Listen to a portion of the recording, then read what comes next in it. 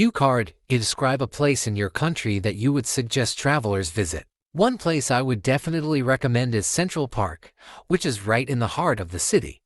It's one of the most famous parks, known for its huge open spaces, tall trees, and peaceful walking paths. I went there a few months ago with a couple of friends, and honestly, it was such a refreshing break from the busy city life.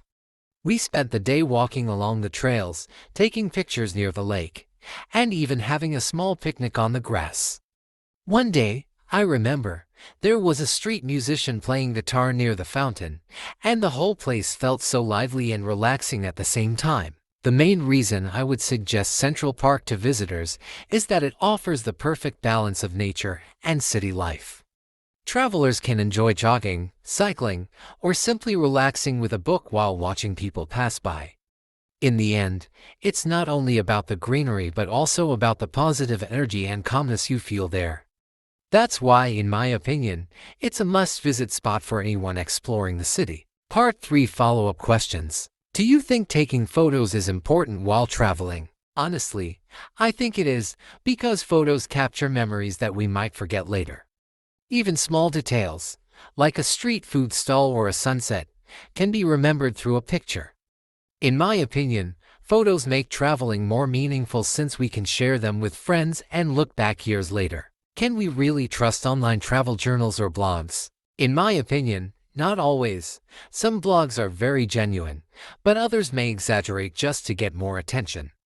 For example, I once read about a perfect cafe, but when I visited, it wasn't that special. I think it's better to check multiple reviews and compare them before trusting one single source. What things affect how people feel about their trip? I think there are several factors, such as weather, budget, and the people they travel with. Even the most beautiful place can feel boring if the weather is bad or if the trip is stressful. On the other hand, a simple park visit with good company can feel amazing. Honestly, mood and expectations play a huge role. Would you travel to another country just because of its unique scenery? Yes, I think so. For example, I would love to see the cherry blossoms in Japan or the mountains in Switzerland. Honestly, special landscapes are a big motivation to travel because they give us an experience we can't get in our own country. How can tourists make sure they have a good travel experience? In my opinion, good planning is important, but being flexible is just as necessary. Tourists should prepare a list of must-see places, but also leave room for surprises. For example, trying local food or talking to locals often becomes the best memory of the trip. So a mix of organization and spontaneity works best.